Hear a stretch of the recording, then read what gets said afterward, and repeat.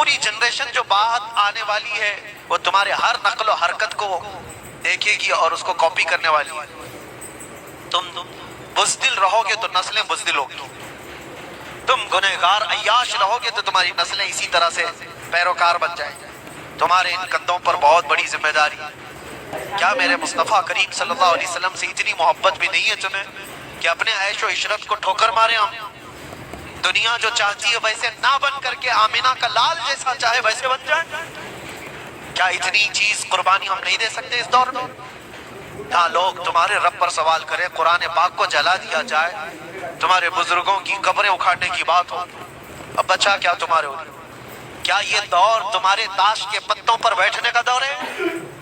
کیا یہ دور تمہارے شراب پینے کا اور جوا کھیلنے کا دور ہے؟ کیا یہ دور تمہارا پورا 24 گھنٹے انٹرنیٹ پر گیم کھیلنے کا وقت ہے؟ تم سے سوال ہوگا ہر گھڑی کے بارے میں، ہر لمحے کے بارے میں سوال ہوگا. اور ایک بات یہ بھی یاد رکھو، اللہ کے نبی صلی اللہ علیہ وسلم فرماتے ہیں کلکم راعٍ وکلکم مسئول عن رعیتہ. تم میں سے ہر آدمی نگہبان ہے، جیسے چرواہا اپنی بکریوں کا نگہبان ہوتا ہے.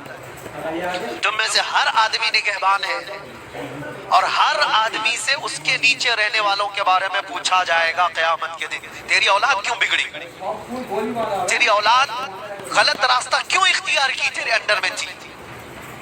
تمہاری بہنیں، تمہاری بیویاں، تمہاری بچیاں، یہ تمہارے ماتحت ہیں، تم ان کے مسئول ہو، ان کے ذمہ دار ہو. ان کے غلط قدم کا بھی تمہیں جواب دینا پڑے گا. ماحول کو بنانے کے لیے تمہارے پاس بہت ساری چیزیں ہیں.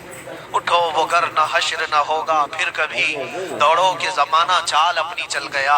اسی لیے ان فتنوں کے دور میں ایک ہی جگہ سے روشنی ملتی ہے، وہ گنبد خضرا سے.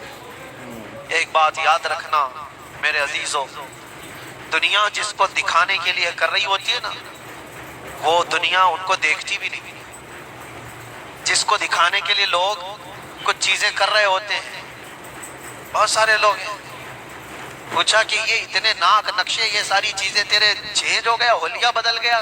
کہا میں فلاں کا فین ہوں، ایکٹر کا، ایکٹریس کا، پتہ نہیں کس کا فین، اسی کی طرح سب کچھ بنانا. لیکن میں ان سے پوچھتا ہوں، جس کی تم نقل و حرکت کر رہے ہو، جس کی کاپی کر رہے ہو، کیا وہ تجھے دیکھ رہا ہے؟ کیا وہ تمہیں دیکھ رہا ہے؟ وہ دیکھ کر کے کبھی خوش ہو رہا ہے؟ کبھی تیری خیریت پوچھا؟ لیکن قسم رب ذوالجلال کی، پوری کائنات کے چپے میں کہیں پر بھی رہو، میرے مصطفیٰ کے اخلاق پر جو عمل کر رہا ہے وہ تاجدار مدینہ اسے دیکھ رہے ہیں، وہ اسے دیکھ بھی رہے ہیں اور فخر بھی کر رہے ہیں. اور یہ بھی فرمایا بزرگوں نے، حضور کی سنتوں پر چلنے والا، دنیا کے تانے برداشت کرنے والا، لوگوں کی گالیاں سن سن کر کے جینے والا، لوگ اس کو دقیانوسی کہتے ہیں، فنڈامنٹلسٹ کہتے ہیں، پرانے خیالات کا کہتے ہیں، سب طرح کی چیزیں برداشت کرتا رہا، لیکن اپنے حلیوں کو چینج نہیں کیا، اپنی تعلیمات کو نہیں چینج کیا، کچھ نہیں بدلا. تھکا ہارا گالیاں کھا کر جس دن اس کا انتقال ہوتا ہے، بزرگوں نے فرمایا رسول پاک صلی اللہ تعالی علیہ وسلم اس کے قبر میں آنے سے پہلے تشریف لاتے ہیں اور منکر نکیر سے کہتے ہیں ذرا آہستہ سے سوال کرنا، بڑا تھک کر کے میرا غلام آ رہا ہے، میں مروں تو میرے آقا، یہ ملائکہ سے کہنا کہ کوئی مت جگانا، ابھی آنکھ لگ گئی ہے، زندگی گزارو تو وہ گزارو.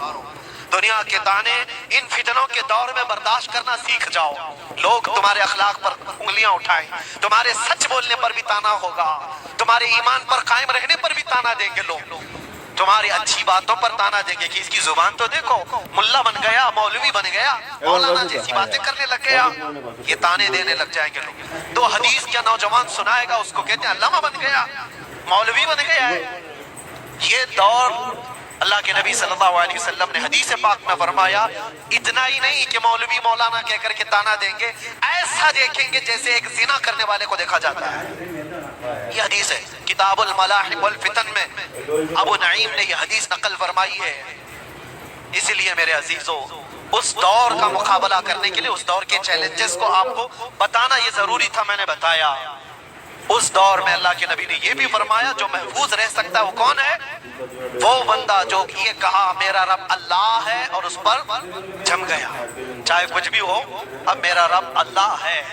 تو میرے سینے پر چڑھ کر کے بولو، میری گردن پر تلوار رکھ کر کے بولو، میں نے کہا ہے میرا رب اللہ ہے تو اللہ ہی ہے۔ یہ اس پر قائم رہنا، اور دوسری چیز آخرت پر قائم رہنا۔ اللہ تعالیٰ اس شر کے زمانے میں ہماری حفاظت فرمائے، اس شر کے دور میں مولا ہماری جانوں کی، ہمارے مالوں کی، اور ہمارے اعمال اور ہمارے ایمان کی حفاظت فرمائے۔ خصوصیت کے ساتھ پوری دنیا بھر میں کچھ واقعات ایسے ہوں گے جو تمہارا دل دہلا دیں گے، وہ ہوں گے، وہ بھی آزمائش ہے، وہ بھی آزمائش ہے۔ مجھے ایک بات یاد آتی ہے، ایک خاتون جو صرف اور صرف مسلمان ہونے کے ناطے امریکہ کی جیل میں قید، اور کتنے سالوں بیت گئے، 25 سال کے قریب۔ اس خاتون کو دانت تک توڑ دیے گئے، ذہن تک معذور کر دیا گیا، ہر چیز۔ اس خاتون نے اپنی بہن کو ملاقات میں ایک بات یہ کہی تھی، بہن ملنے کے لیے گئی تو اس خاتون نے کہا کہ جیل کی اذیتیں بہت سخت ہیں، میں جانتا ہوں میرے عزیز، ایک دن 1 سال کے برابر کٹتا ہے۔ میں جس جیل میں رہ کر کے آیا وہاں پر لوگ 22 سال سے اندر ہیں،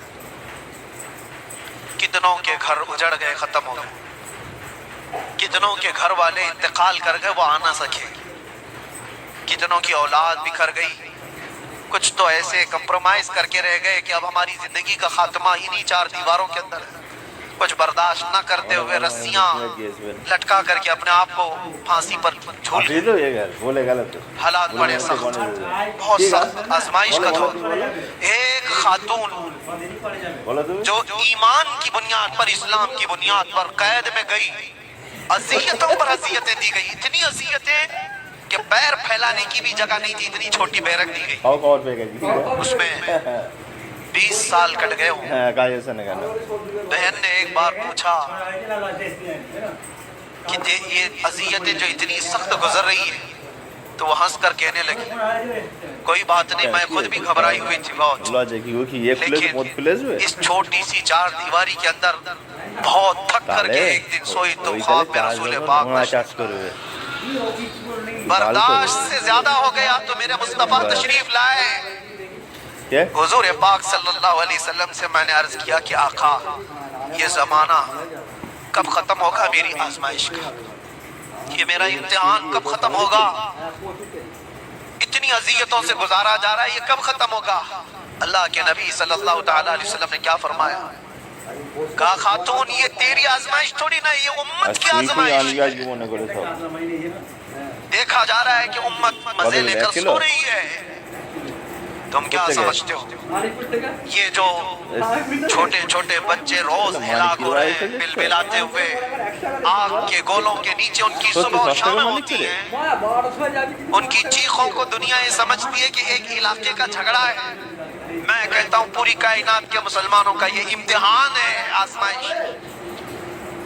تم فزیکلی ان کی مدد نہیں کر سکتے تو کم از کم اپنی زندگی تبدیل کرو تاکہ تمہاری دعائیں بار اجابت سے ٹکرائیں، اللہ کی بارگاہ میں تمہاری دعائیں تو جائیں۔